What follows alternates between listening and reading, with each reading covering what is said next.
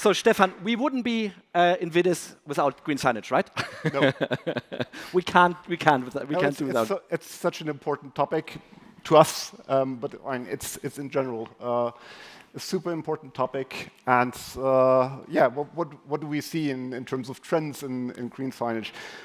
We have the feeling that the honeymoon's over. So now the real hard work is starting. So everybody was looking into green signage. It's like, yeah, we can do something here, there, and doing a little bit. But that's not enough anymore. You have to do more. You have to really do the hard work. Think about every piece of hardware you're using. Think about software. Think about design, materials, life cycle concepts. So there's so much more to consider in this space. And the other thing that's really important to me is that we see, as in so many cases in the industry, we see silo solutions. So we see great solutions on the hardware side, putting sensors, brightness sensors, or ways to turn on and off screens on the hardware side, but then they're not being used by the integrators, or they're not supported on the software side. And that just doesn't work. These things need to go together. They need to play together. And you have to make sure that the things you are doing are also picked up by the other parts of the value chain. Exactly. And it starts also with a media player. We're talking about hardware, and media player is one of the things. So we see some initiatives there. Brightsign, for example, they just launched a big trade-in initiative to take away, take back old media players, to replace them with more efficient, more powerful players. Yes, and it's also good business. I mean, let's be honest with that. But it's really also helping getting the old stuff out there, which is not efficient enough. We see companies like Diebold Nixdorf, doing ATMs and kiosks.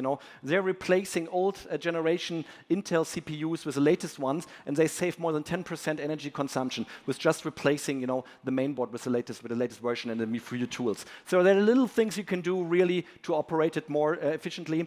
Chrome OS, we talked about many times about it, extending the life cycle of older Intel PCs. And last but not least, also, Lenovo with the Chromebox Micro, which you will see here also. It's a small form factor. You only need really small. You can hide it quite well, and it also helps to have less boxing. Low energy certified. So Absolutely. That's the important thing. Absolutely. And we love to talk about green signage, and we rarely talk about software. And some of you who attended our session already at ISE have seen that before.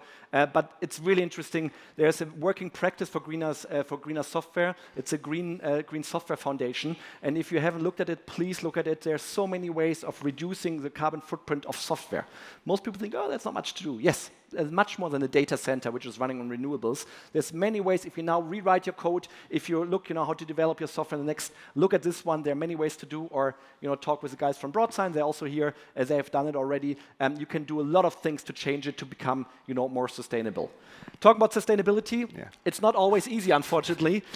We celebrated AI just a couple of minutes ago. Yes, but However, Microsoft learned the hard way. They wanted to be net zero at 2030, so in a few years. But unfortunately, AI killed everything. So their power consumption went through the roof. The good thing is, more than 200% more power consumption, which is crazy.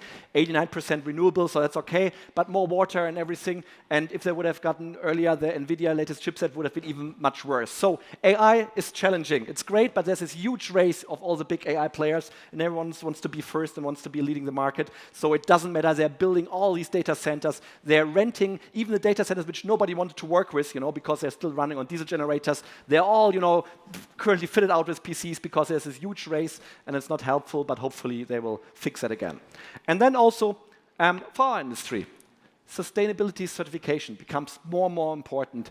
We have EcoVadis, we have B Corp, we have various forms, and yes, more and more integrators in Scandinavia, in Benelux, and in Germany, Austria, Switzerland are really looking how to become more greener. And it's about greener processes. It's about many other things. So we can really recommend that because with the big tenders, more and more companies are asking this one. And we have Umdash here, they just announced it. We have First Impression, they're working on B Corp, and many other ones. We have Zeta Display with the great green signage report, a sustainability report also. First Impression, look at this one. The hardware vendors anyway, they need to do it because they're big enough, and many of you will also need to cover that in the future. So please start now. It's really, really relevant. Yeah. Our Green Signage Hall of Fame, we mentioned already, it starts with awareness and education, with best practice. That's the reason we selected some of the most interesting solutions. Have a look at this one, and if you like it, maybe you can also help us bring this to other places, to other shows, really to educate the market. It's really, really relevant. And yes, we have the Green Signage Handbook, which all of you will get a copy tonight. Good.